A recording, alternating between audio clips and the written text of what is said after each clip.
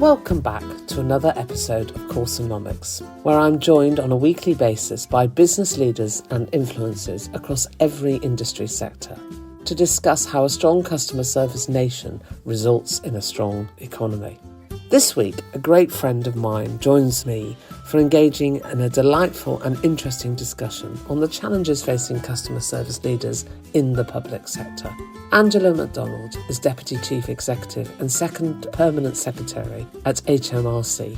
I have the pleasure of picking her brains on not just the role of HMRC and how she is trying to drive customer transformation, but what that might also hold for future government departments. So please do sit back and listen to our conversation.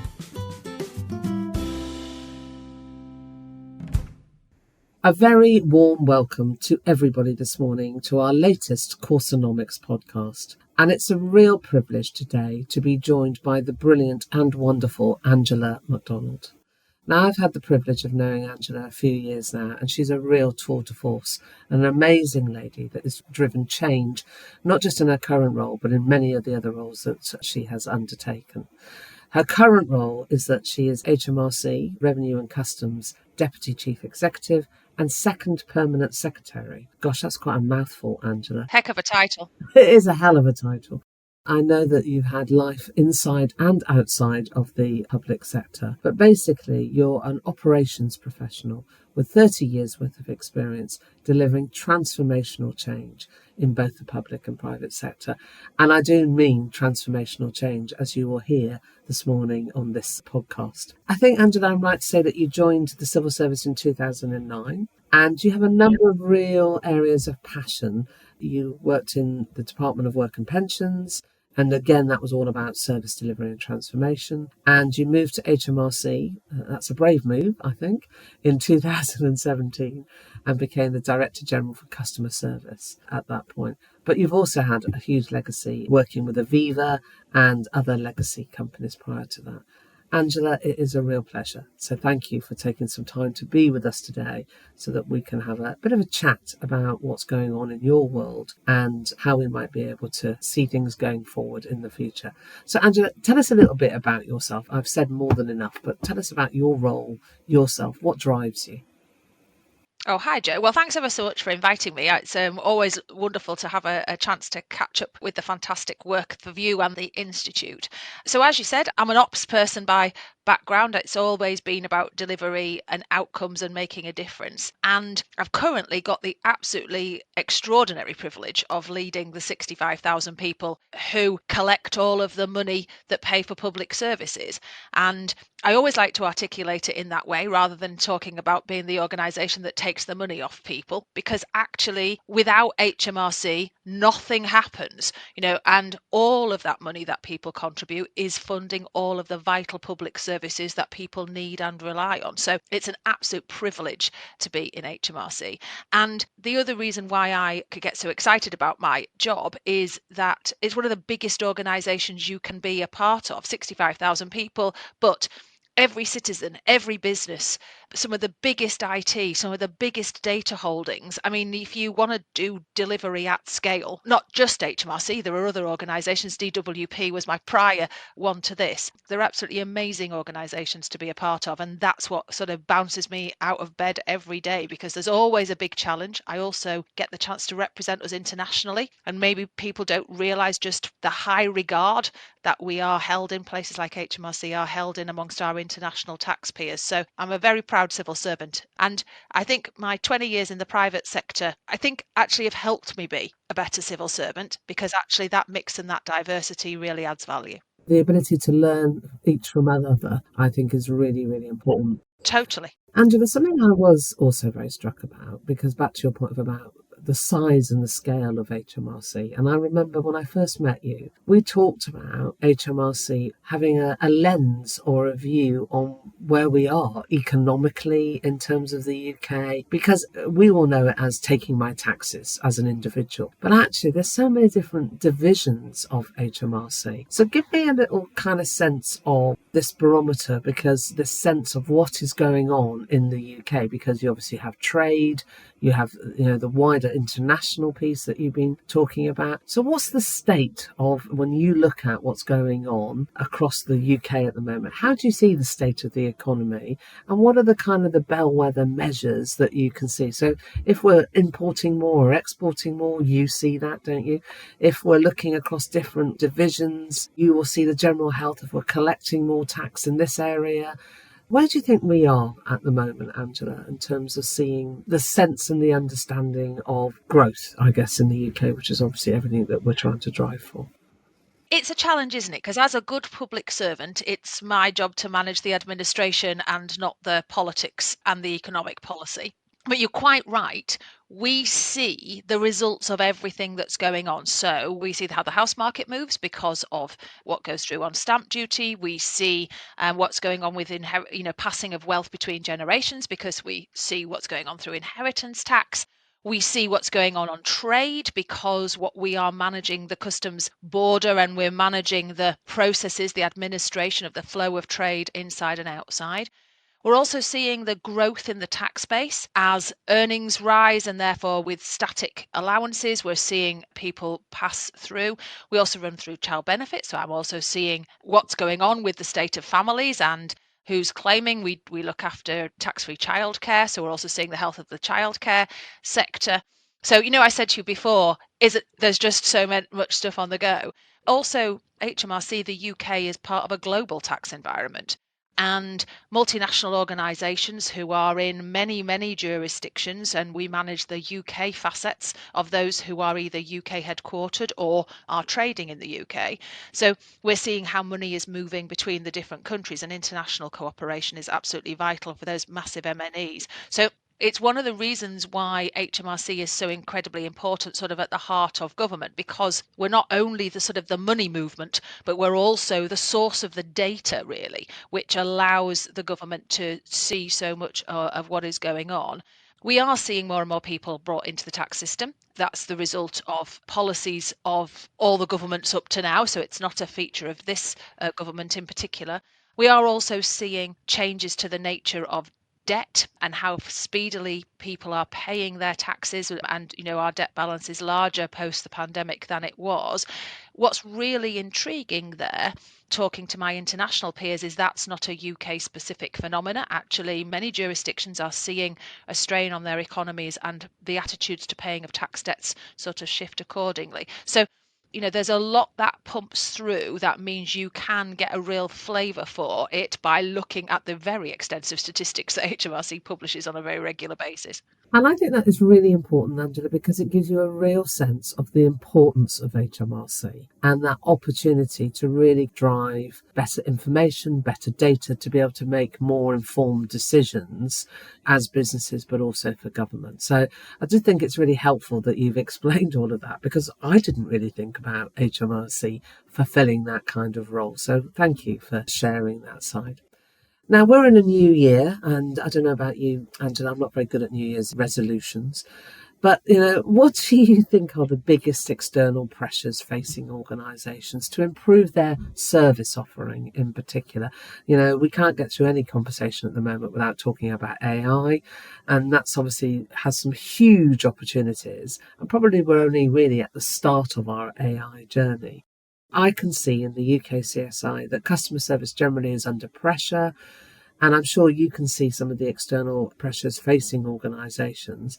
So what do you think those are for any organisation, and particularly when we're trying to improve or strive to improve our service offering? As you said, you've got massive experience driving transformational change across a number of hugely complex departments.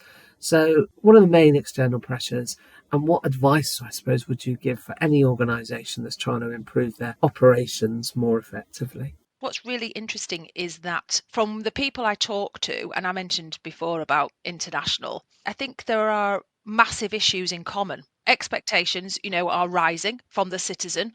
Digital is great, but it raises massively the expectation of, a timescale that says we'll write back to you in a couple of weeks, which used to be fine. No, I sent the email and I want my answer like now. So massively rising expectations of the citizen. And again, I don't think that's not a public sector question. That's all of us. I think that's moving. And I also think that technology is definitely the route to solving some of these problems, but not for everybody. I mean, there are lots of private sector organisations that get to choose their customers. Here is my service offer, and if that's not what you're after, go and find somebody else. In the public sector, I have to deal with all 70 million people, whatever is your position. And I think that there is a real challenge in service about sectors of society feeling left behind by the digital revolution. They see that, but actually technology feels scary. The exploitation by scammers puts people off. My parents are very resistant to tech, not because they're not digital savvy, they really are, but they are frightened of tech. They are frightened of the risk of it. So I think for service organizations, you've got who are my customers? Their expectations are moving. Money is tight, profitability, funding, there's a lot of pressure on the bottom line. And then how am I managing to build trust and credibility? How do I drive digital in a way that is safe and secure and can be trusted? How do I make sure I don't leave behind other people who might be incredibly valuable to me? I mean, as I say, for me in the public sector, it's literally everybody, but in a private sector organization, you might have segments that you really want to stay as your customer group. And you're often then sat on top of, many organizations are sat on top of legacy technology, where in order to get the benefits of all of this fantastic new stuff, you've got to seriously invest in modernizing. And what tech do you back? Are you at the cutting edge? Are you a fast follower? There are many people selling you the answers out of your piece. And then where do you get the funding to invest in that? So I think that as a service leader, that pace of change that is moving around you, and then working out what's the right strategy for you and your customers and your organizations, that's one of the real challenges that I think all of us who run these organizations really face. I mean, you'll see that, I'm sure, when you're talking to us around the institute table. There's lots we have in common, and we're many grappling with some very similar sets of board table decisions. Totally. And I was talking to my team actually earlier today and seeing it in sharp focus with my 96-year-old mum trying to navigate a very digital-led world and how that can be very positive but also hugely excluding. And I can only imagine, Angela, when you've got such a broad, not just range of customers' capabilities and interests and desires in terms of connecting with technology, but also complexity of the issues and problems that they are having to grapple with. Totally. I mean, people say, why can't you be more like Amazon? There are lots of fantastic things about Amazon logistics business. That is not the same as managing the complexities of your tax. So there are definite things to learn from some of these great big digital businesses who have been revolutionary and have done some fantastic stuff. But that doesn't mean that that can be capable of being done across complex transactions, not just tax, but a whole array of complicated offers that organizations make. Humans still need to be in here somewhere in the right place for your proposition. Totally. And you know that we would concur with that. And we certainly see that across every industry sector, as you were saying. I also think, Angela, when we are designing this, language really matters too, doesn't it? It matters that and I know that you're a passionate advocate for this, but look through the lens of the customer and walk through that in a way of really understanding. If I think about the Passport Office, they've done a brilliant job at ensuring that my passport delivered on time. But that is because they have designed that journey and designed all those interactions with the customer in mind and probably tested that to death. So just thinking about HMRC and thinking about the transformation that you are driving or any of the projects that you have driven, any pearls of wisdom from you, Angela, that you think, I've stole something from you when you said, let's stop admiring the problem and get going. And I think that is a really impressive and an important thing to remember. But any pearls of wisdom that you would have that you think any organisation really needs to think about, what would be your top tips? So I think being really clear on what it is you want to offer and who you want to offer it to. I mean, I know that might sound like a statement of the blindingly obvious, but when I look at some of my projects that succeed and some of them that don't, if you're not clear enough at the top of the organization about what's important, by the time it has translated itself down 14 layers and it's turned itself into a project, then you can end up with things delivering that you weren't expecting. Also about your appetite for risk. So I think there can be a real desire to say, I won't put it out till it's perfect. Well, services need to iterate. How do you manage that? Do you have a really strong and clear view of what your technology is doing, and not just being sold the latest idea by the latest person who's busy lobbying you, trying to put, what's your long-term answer? So I think that clarity at the senior level about where are you going, who are you doing it for, and how are you going to go about it? Again, as I say, teaching to suck eggs, but I'm amazed by how many times that kind of misses in some of those other things. And then I think the other thing is about the permission to make the change. So what do I mean by that? So if you're a brand new entrant into a market, you've got no legacy, you're busy, you're in there and you're trying to steal somebody else's market with great and brand new ideas. But if you are an existing organization and you're trying to change the way your customers interact with you. Now, I'm in the fortunate position where my customers can't leave me, but many organizations are not in there. Then how do you make change and take those customers and those colleagues with you? And if you look back over the last 12, 18 months of HMRC on our digital journey, you saw a really interesting example there, a really harsh example actually, of where we didn't have the permission to go at the pace we wanted to go. And interestingly, for us, the learn was actually you've got to be delivering good analog service to create the space for people to be prepared to go digital with you. You can't digitize your way out of a bad position.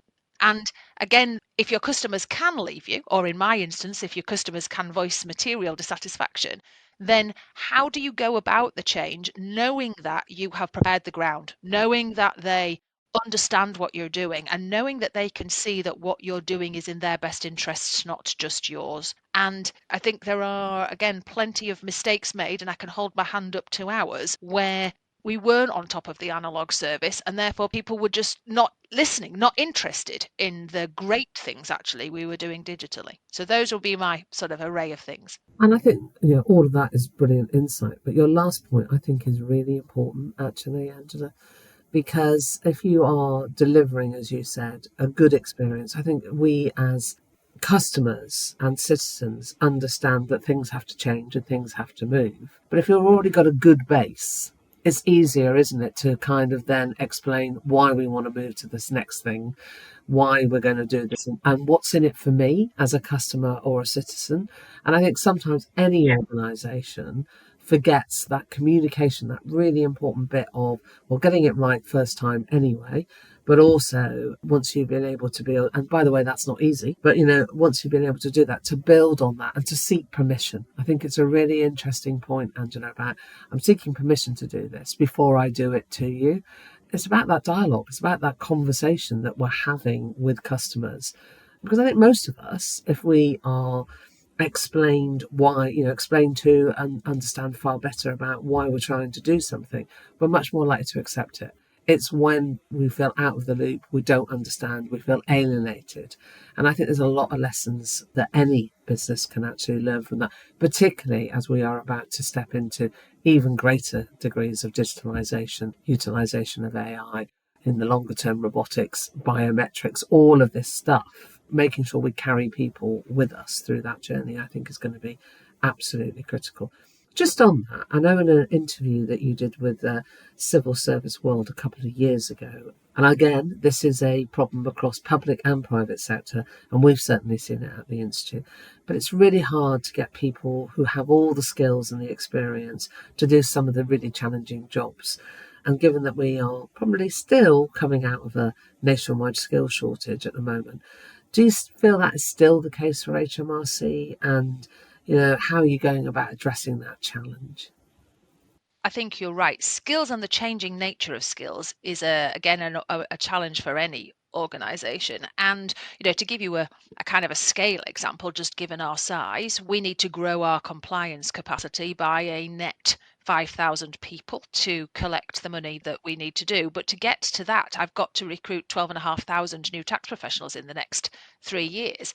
And there aren't those people out there. We have to grow those people. So I need to attract people who I have to convince a whole load of people that becoming a tax professional is the career they want to have. And I'm not sure many people go, Mummy, when I grow up, I really want to be a tax professional. So how do I make this seem like an exciting place that you want to A, do the task and B, grow your career? So there are some particular niches of things which are a challenge for any organisation, particularly for us. But I think more broadly, we aren't top payers. There is a massive competition for skills, particularly in technology and data, and in service design. I think one of the things that an organisation has to work out is what's its offer. Because if it's only money, then as soon as the next offer comes to that person, they'll be off to somebody who's going to pay them more. So you can't buy, in my view, you can't buy long-term loyalty. I mean, the money can help, but you can't buy long-term loyalty simply by saying, well, we'll just throw money at people. So, for me, what's my offer? Why would you want a career with me? Well, my kind of pitch is, if you want to be involved in some of the biggest and most complex cyber, if you want to be on one of the biggest technology estates, if you want to really cut your teeth on scale leadership and scale challenges, then public sector offers you that kind of complexity, that kind of growth that you want. And also, there are lots of people for whom the belief that they're doing something that matters, that makes a difference. And again, I'm not trying to say that the commercial environment doesn't matter, because of course it really does. But there are people who are driven by public service and that as a part of what they want to do. And so I kind of need to hook into those. But I also think things like we're being a very flexible employer. We are UK wide. So actually the biggest possible talent pool with the kind of offer that goes with that. I recognize that the whole working from home and flexible working is a contentious topic perhaps, and has moved over time. But actually, if you think about the kinds of people who we can bring into the workforce because we are offering flexibility, actually that increases the pool of talent. So I think employers have got to be increasingly creative about who they attract. And then I think actually you've also got to be prepared to invest for the long term and grow the skills from the start. So we know in digital we won't be able to buy some of the people that we need. So we're investing in how we train them, how we grow them. We know we'll lose some of those people to others, but how do we train? So we've launched a number of new academies, also about apprenticeships. How do we again get people in at the start of their careers, and who might not stay with HMRC forever, but they might be excited by another part of the public sector? You've got to work out what your offer is, either at the beginning of somebody's career or as they go along. And I'm an incredibly proud civil servant. I think that actually there can be a negative narrative about the kind of things we do. But actually, there are 500,000 people doing the broadest variety of things, and it's a great place to have a career. But you want to be proud, don't you? And I think we've got more to do to make people feel proud to be civil servants, and also to be viewed by the general public that we are people who care and who work hard and who are doing everything that we can, because that reputation will be what turns people off us or might make them apply to us. Indeed, and attracting the right level of skill, capability. I think you've touched on so many important things there. I mean, you will know that our second pillar of the service nation is around the profession and seeing customer experience and service as a profession. And you also touched on some key areas around purpose. Most people want to work for a purpose-led organisation. And when you think about, we started this conversation around, what's the purpose of HMRC? And what's the purpose of the public sector more broadly? I do think, actually, Angela, the sector could do more to promote some of the brilliant work that actually it does, but also why this is so critical. Again, you touched on the state of global environment. I think it is really important that we in the UK stand proud about the service profession. 80% of our GDP in the UK is generated through service. Much of what goes on in the public sector is about service. And as you said, you join that sector because you want to make a difference. You join that sector because you're looking to serve the citizens around. That doesn't mean that we do everything that the citizen needs. We can't. But actually, it does have a slightly different lens, and I think that is very attractive. I think you're absolutely right. I think the challenge for service professionals, I agree, it's not necessarily seen as a profession. Many of these jobs are minimum wage jobs in all sorts of organizations, but yet that is the face of your brand. That is who it is that your customers will make or break whether or not they might buy from you again, is that person. It is heartbreaking to see. I know some of the work that the Institute has been driving about treating service people with respect, some of the physical assaults in supermarkets and those kind of places. There is something going on that I don't totally understand, where the frustration of the citizen, of a small number of citizens, is meaning that actually people are being rude and physically rude to these people who, as I say, are trying desperately to deliver. So there is a real, maybe I'm very biased because this is my career as being an ops person, but I think that the value and the effort and the contribution that is made by what is the face of the brands that all organizations are doing, respecting that, investing in that, seeing that as a career opportunity rather than just more resources. There is more for all sectors to do in seeing the value add, and also something more about that story to the consumer that says, if you want to still have people doing these jobs with whom you were interfacing, then there is an interesting thing about how the behavior puts people off. Who'd want to do this job if who wants to go and work in a supermarket if what you're worrying about is getting assaulted by somebody? I mean, we're going to get what we deserve as customers if we're not careful with the people who fulfill these incredibly vital jobs. Absolutely, Angela. We have a phrase, you've got to be a good customer as well as giving good customer service. There's a level of respect that all of us need to be able to give to anyone that actually is serving us. And this is not about servitude, it's a respected profession. And also, not just at the front line. I mean, you talked about attracting people, training them, developing them. As a tax advisor, you've got to have pretty good customer service skills, I would imagine.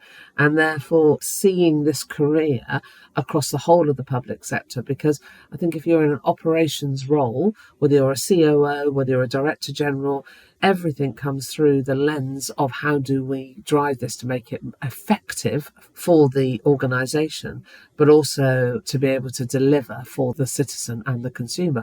And therefore having the right skills of curiosity, empathy, thinking outside of the box, joining all of those things up. I think that's another reason why a career in the public sector can be so exciting, because you can touch on all parts, as we said, of life. And I think really trying to leverage that more.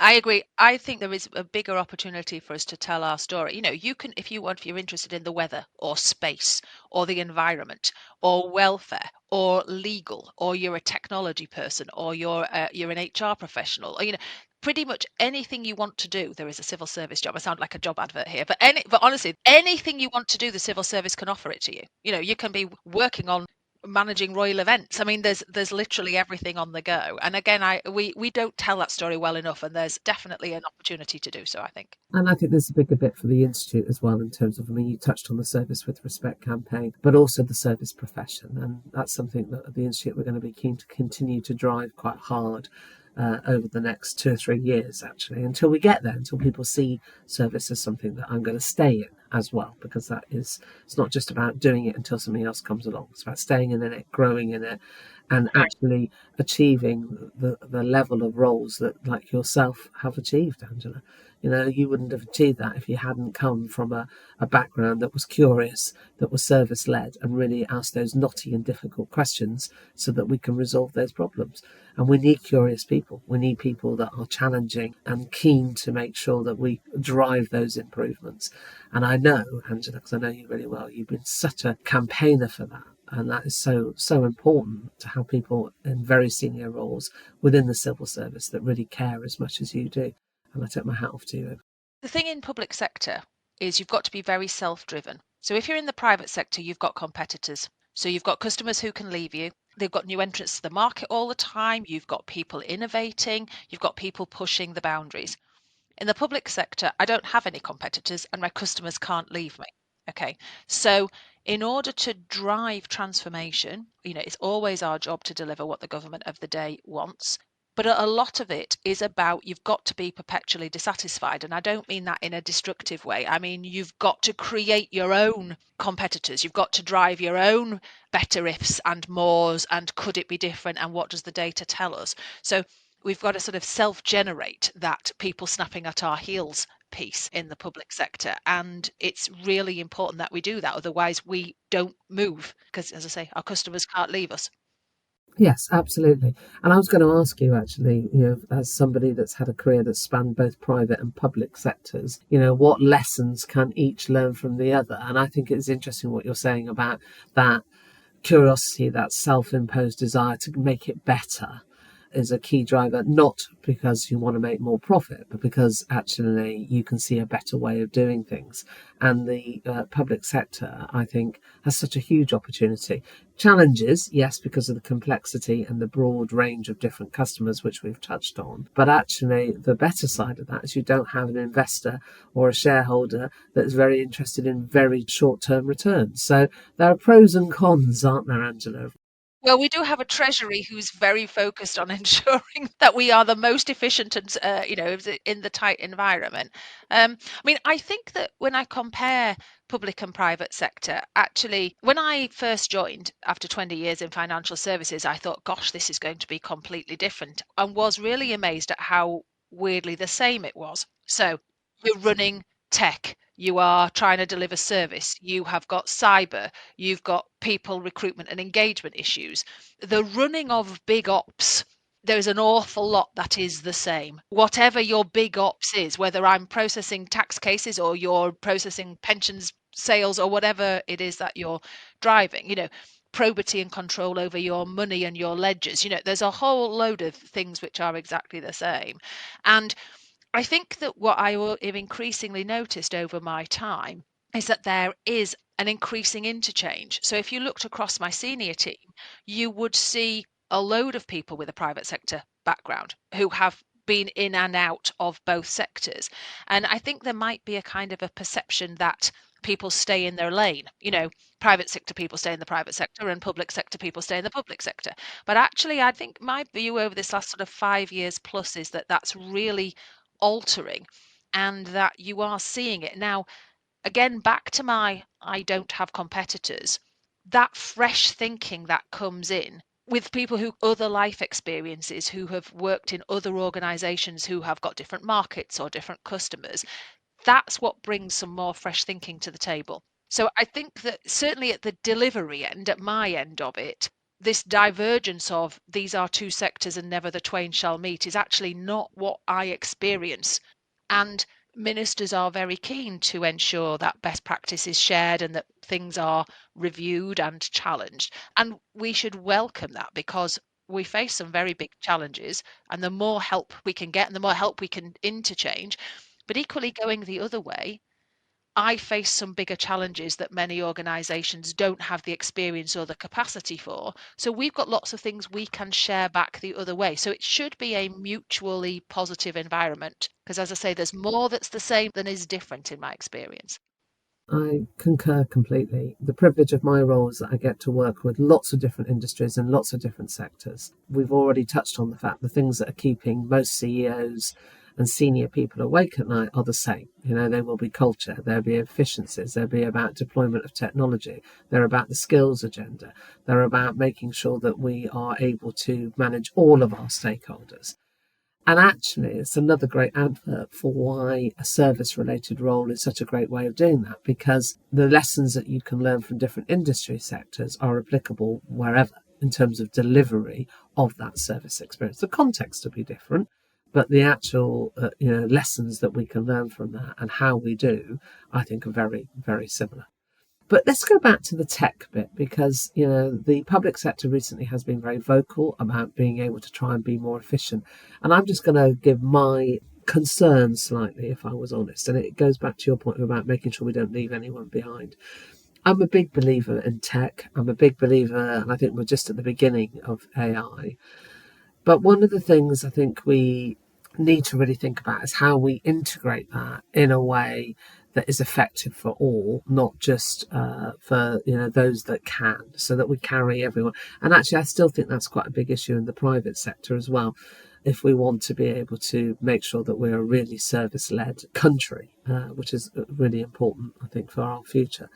So how are you deploying, and what lessons? And you mentioned that about making sure you get your analog right before you apply your digital aspect to it. But is there any things that you're applying in terms of emerging technologies that you think will be revolutionary for the service levels that HMRC are able to give? We have actually, as HMRC, been using AI for a very long time, not large language models, but using technology. Because if you think about the level of data that we can have a lot of data and not a lot of insight, okay, if you're not careful. And I need to look at data in order to be able to spot where the compliance problems are, add various things together to show me where it is that businesses or individuals are not being compliant, where I need to be pointing my investigative activity. So we've been doing that on compliance targeting, on document analysis, on debt risk predictions, on analyzing customer behavior. So that kind of bit that helps the colleague see the wood for the trees, if you like. I think that technology is an absolute game changer in that space, in helping see connections which a human could not be able to see the patterns in the data, so that you end up getting sharper and more precise and more focused on the interventions that you are making. So I think that we've been doing that for a long time, and as the tools are modernizing, that is an area where we keep investing, because the sharper and more precise we can help to see through and into that massive data, the more operationally effective that we can be. So that's a big area. And again, other organizations may well have their own version of that, but wood for the trees is a massive opportunity. I think also, back to the wood for the trees at the other end, is there's more information available for the citizen than ever there was. But actually that doesn't make it easier to know what's going on. It just means that when you put something into Google and up pop 400 searches with a whole load of documents. So, and how do you know what's your trusted source of information if you're the citizen? How are you tackling that? And I think that as sort of chatbots move into more and more sophisticated, I mean, we've been doing sort of natural language and chatbots, structured chatbots, again, for a long time. About 60% of some of the stuff that we do at the minute that goes through the chatbot that goes into our web chat, the chatbot is happily answering the question and the customer is happy with the answer. But the more complicated the question, the more sophisticated the tech has got to be. And again, the large language models, as long as you're careful the data it's using it, that it's taking its insight from, that offers you an opportunity to really help your customers see the wood for the trees again, because there's so much information. How do you get that kind of trusted source? And again, we've been doing that.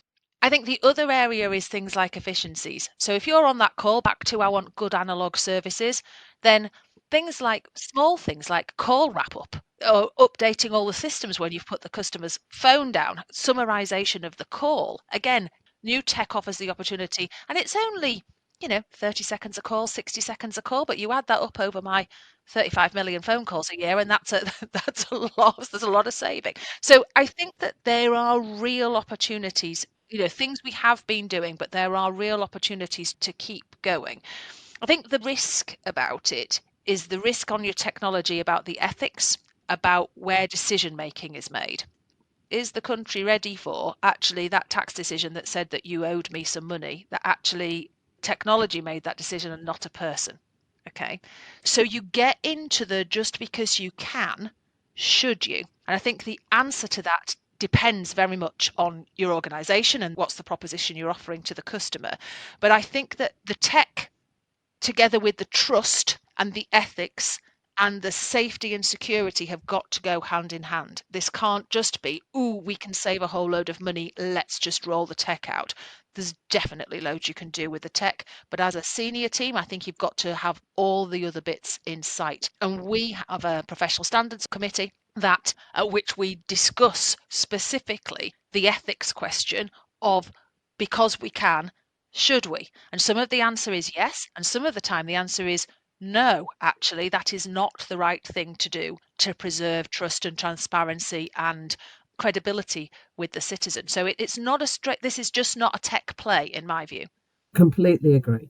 And what you're talking about is responsibility. What you're talking about is good governance, the role that the customer has as part of that, which again comes back to the view that, customer service isn't just about operational delivery. When we're thinking about developing systems capability, when we're thinking about our offering, when we're thinking about what we're here to do, walking that through the lens of the customer and deciding whether that is the right thing to do has become, Angela, I think, one of the most important. And as we see 2025 unfold, I think will become even more important. It's not just about doing the delivery, it's about making sure we're doing it for the right reasons. I can see that in all of our data, in the UK CSI, in much of our research, how organisations deploy what they are doing to make sure that it is the right thing to do, I think will ensure we stay on the right path. And if we don't, Angela, then we can get ourselves in some very scary places. Angela, I know that you are tight on time, so I'm just going to wrap up very shortly with just a couple of final questions. I am delighted that you are a Vice President of the Institute. Has that in any way, I'm hoping the answer is yes, but how then, should I say, has that influenced your approach to service leadership within HMRC? It's great privilege to be a part of the Institute because it allows me an easy way to talk to my peers. I said earlier about the common experiences. There is so much good stuff that goes on in all sorts of organisations. And the thing which I really value about the community of the leaders who are part of the Institute is the generosity with which people share their insights. We're mainly in sectors where we're not competing against each other. And there is a massive commonality of the problems we face, of the solutions. And there are so many things where people have had a go at something which you might not automatically think I could deploy in a tax environment, but it just tweaks an idea or pulls a thread of a thought that you can then go off and drive through. And I think that makes a difference.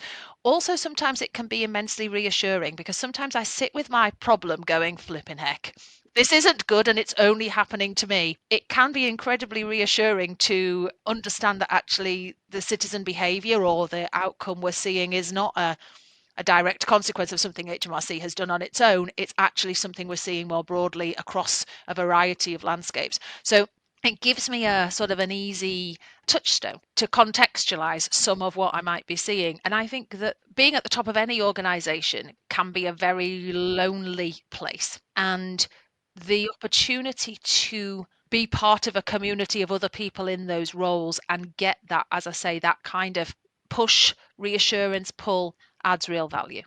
Well, I'm delighted to hear that. And you're right, the community that the Institute is able to bring together is very important to us too, and we don't take that lightly. We're very fortunate to have some very senior people like yourself, Angela, contributing to the future of service. So within that context, final last question. What change would you like to see business leaders implement today that can really impact the future of customer service? You're only allowed one. So what would that be? What's your pearls of wisdom to any business leader? I think it goes back to something I said earlier, which is about your investment and confidence and the status of the people who are at the very front of your organization. So those people, often minimum wage employees who are the face of your brand, I think that those people are having to change their skills. They are working in a digital world. They are having to keep pace with your new offer, your new tech, your new ways of working that you're trying to drive. And I think that there is a risk that we get very focused on the technology, which is incredibly important, and we lose the sense that those frontline people, no matter even if you've got less of them than you had before, they remain the humanity of your organization. We've always needed to do that, but I think that there is a risk that we forget those people. We leave those people behind as part of our transformation. So for me, I think the future success relies on the same thing as the past success, which is good quality service delivery professionals who make sure that your brand is delivering every single second of every single day. Angela MacDonald, it's absolute pleasure as always to have an opportunity to spend some time with you, and your insights and wisdom are always very, very welcome. Thank you so much for your time today. You take care, and thank you to all our listeners as well. Angela, we'll speak soon. Thank you. Thanks, Jo. I always thoroughly enjoyed catching up with Angela, and personally I find her passion for her role and how it supports the UK to be very contagious, and I hope that you did too. Join us next time on Causonomics, where I have the privilege of chatting to the CEO of home improvement giants Wix about what keeps David awake at night in such a competitive sector, and how he's trying to drive innovation and change to ensure that the home improvement world is seen in a better and stronger light. Until then, please go safely.